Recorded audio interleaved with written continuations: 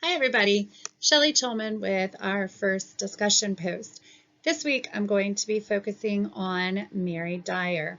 And I titled this The Center of Historical Crossroads because Mary Dyer's story is really interesting and it actually intersects into multiple different fields of academia.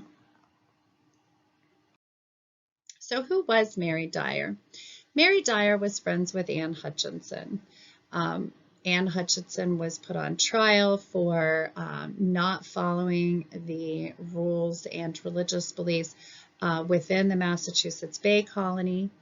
In the process of Anne's trial, Mary's husband was also tried and found guilty of sedition. Also during the course of Anne's trial, the rumor was spread that Mary had recently suffered a miscarriage and that the child that she had miscarried was malformed. The child was exhumed and then examined, and John Winthrop wrote in detail describing the baby in monstrous terms. Ultimately, Mary and her husband left and went to Rhode Island with Anne. Later, her and her husband traveled to England, where Mary became a Quaker, and then later returned back to the colonies. Excuse me. This particular work focused on the study that Anne Miles did, titled From Monster to Martyr. And what Miles' point was to try to get Mary out of kind of Anne's shadow and have her viewed as a historical figure with her own agency outside of the story of her miscarriage and the malformed child that tends to be sensational and draw interest, but Mary as her own independent agent in history and as a martyr, someone who died for her faith.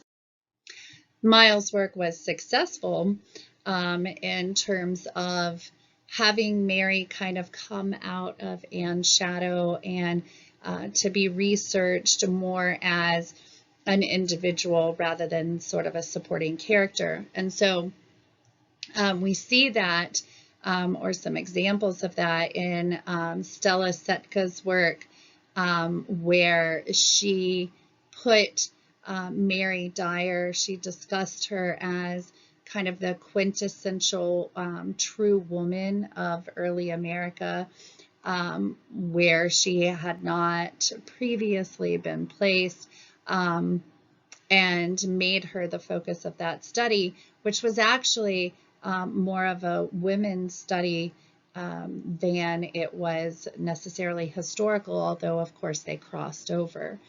In 2018, the work of Frances Bremer, titled First Founders, American Puritans and Puritanism in an Atlantic World, also used both Hutchinson and Dyer in chapter 5, which was titled For Strong Women. But Bremer specifically noted that although Hutchinson is often listed in textbooks, and Mary's story has kind of been obscured because of that, but that Mary's story was actually the most compelling because she died for her religious beliefs, because she was martyred.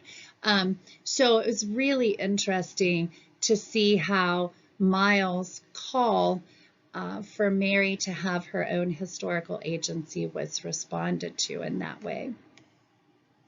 Thank you for watching.